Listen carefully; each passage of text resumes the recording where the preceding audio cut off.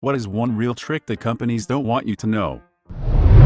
I used to work at a PC repair shop and had to call HP warranty support in India almost every day. Talking with someone using a script plus language barrier equals aggravating and time-consuming. I learned that if you select the option for Spanish, you get transferred to a call center in Texas. From there you can just speak English. Genius. Until one day you're sent to Mexico, then you're followed a holy guacamole, thanks for the oro. You know the Mr. Clean magic erasers that are so awesome? They are just melamine foam, which you can buy unbranded in bundle packs of 3,100 on eBay and Amazon for less than 25 cents each. When signing up for stuff where you don't need to verify your ID, specifically magazines, use a different name from your own to find out which companies are selling your information. I'm not sure who Dr. Aquarius McFlopperson 3 is, but I am not him. Use the company's name when you sign up. They'll give themselves away. Just because a store is branded as a certain company doesn't mean it's owned and operated by that company. For example, if you don't like Shell gas and decide to go to the Exxon down the street, Shell may still own and operate the store, but fly Exxon's flag. They just pay Exxon a small fee to keep their branding up. My stepbrother used to work for a company that owned gas stations. He had a hell of a time when the BP oil spill happened. The store owners at BP stations were losing business when they really had very little to do with the actual BP company. Some didn't even get any gas derived from BP oil. Christ, we can't even vote with our wallets. Nope. There's usually 4 or 5 companies that own basically all of the brands in a given market segment. Unless you really dig deep, voting with your wallet usually just changes which channel the money flows up, rather than its actual destination. Bed Bath & Beyond coupons never expire. Fricking beavers. I've never paid full price for SiriusXM radio. I received a free year with the purchase of my car. After the year was up, they called me up to renew at something like $20. Mo, why would I pay you $20? Mo, to listen to whatever you send me, when I could pay $10, Mo, to Spotify and listen to whatever I want. Sir, we can offer you 6 months of SiriusXM $4.20. Would you be interested in that? Yep. I don't want to be auto-billed. Invoice me. I've performed this dance every 6 months for the past 3 years.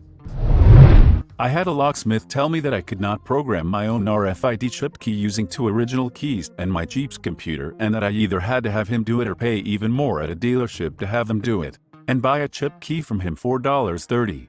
I knew better. I bought an $8 chip key off eBay, programmed it myself using instructions online. The seller also sent me programming instructions and had it physically copied at that same locksmith $4 too. Also, there were instructions in the Jeep's owner's manual. Note, the way the computer programs the key is that you basically insert the first original key, turn the ignition on, then the second original key, and then the new key that then gets programmed. I also had an on-chip key that I had made earlier just to open the Jeep's doors, and taped that key to the chip blank key to fool the Jeep's computer into thinking that the chip key was being inserted. Locksmith would have charged me upwards of $80 when I did it myself for about $12. Locksmiths hate me. There are tons of free services that give you the ability to create a throwable email, disposable email, so you can sign, confirm the email, without having to use your own email. There are lots of companies that if you order from them online and stop at the last step and leave, within a couple of days you'll get an email offering you a substantial discount on what you were about to buy at full price. I help set up side and cart abandon emails. It's usually more like 30-60 minutes after leaving rather than a few days, depending on what triggers you set off browsing the site. In Canada, if you don't want to put up with UPS's bullet, add a box to your address, as follows. 123 Inna Street App 6 should be replaced with 123 Inna Street Box 6. This will cause the system to select Canada Post for shipping. I have no way to verify this. I have a friend that worked for a razor manufacturer. I won't say which one, because I only have his word for this. He told me that the honers that sharpen blades had several settings. Let's call them dull, normal, and extra sharp. The sharper the setting, the slower the assembly line, and they wanted the assembly line to run as fast as possible. Normal was the setting used for everyday manufacturing. When they wanted to make more money, they came out with a new, improved version of the razor, at higher cost, of course, even though the manufacturing cost for the new razor was no more than for the old one. They might not change anything but the handle design to make the razor fit your hand differently. to establish demand for the new razor. Several months before introducing the new razors, they turned the honers on the current line down to dull. When they started to manufacture the new, improved razors, they turned the honers on those razors up to extra sharp. Joe Consumer bought a package of the new, improved razors and tried them and declared, "Wow, these are really good." Demand for the new razors went up and they earned a spot on the retail shelves. Eventually, manufacturing for the old razor ceased, and the honers for the new razors were turned down to normal to speed up the production lines, and the changeover from the old product to the new one was complete. Net result was that Joe Consumer was paying more for essentially the same product, and Mr. Stockholder had a bigger dividend and Mr. CEO had a bigger bonus. Used to work at CVS for a little bit. I did not give a frick if you came bitching at me about coupons, mispriced items, etc. I will mark it down.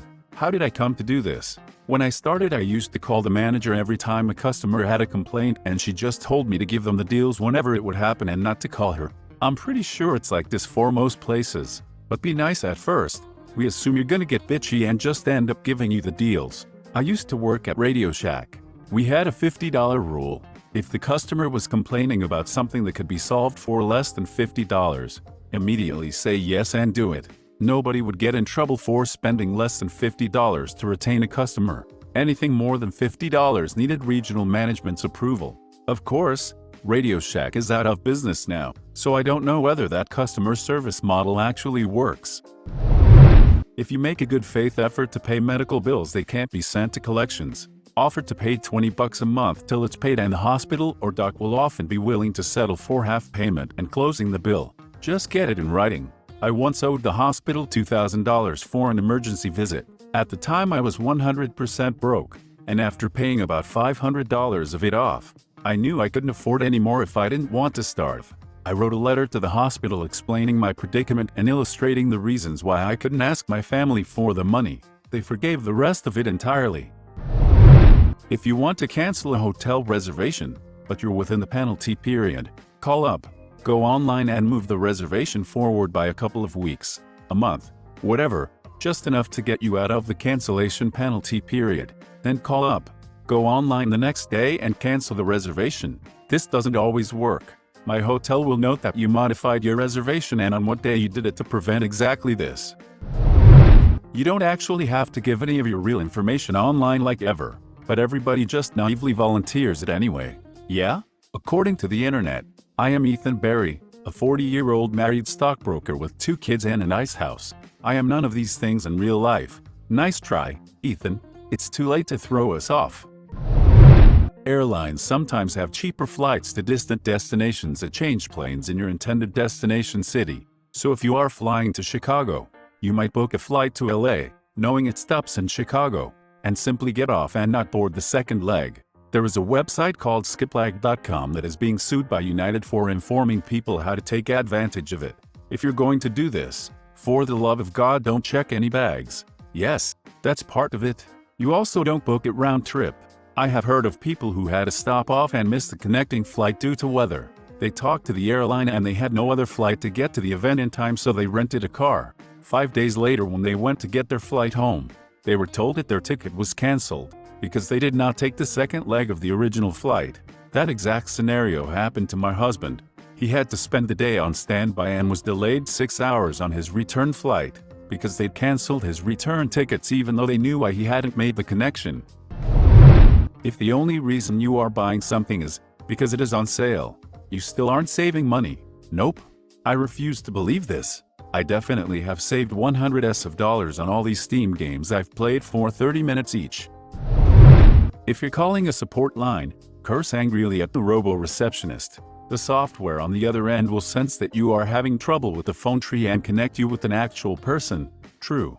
I called somewhere and could not get to an agent. No amount of pressing 0 or yelling "agent, representative" worked. The second I said "frick you" to the robot, please hold while we connect you to the first available representative. Instead of swearing, I start talking in a random language, or total gibberish. That works too most times.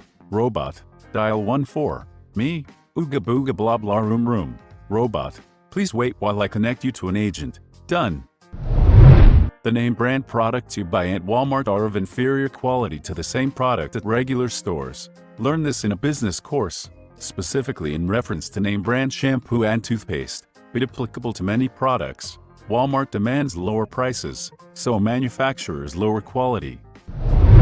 Generic store brands of medication contain the same active ingredient as the name brand. The only difference is binders and fillers. There's no reason to not try the generic brand first. You can get free cups of water anywhere that sells food. At Disney, they saved so much money. This is true in the US, but not always true, or a good idea, elsewhere in the world. Buy cheap HDMI cables. They are just as good as the expensive ones. Baby wipes and makeup remover have the same effect as far as removing makeup. Don't spend $6 on a pack of 20 makeup remover wipes. Spend $6 on a pack of 100 baby wipes instead. Thanks for watching. If you enjoyed the video, please smash the like button and leave a comment which story you liked the most. Subscribe and hit the bell notification for updates on our latest videos. And don't forget to check the links in the description box for more awesome content.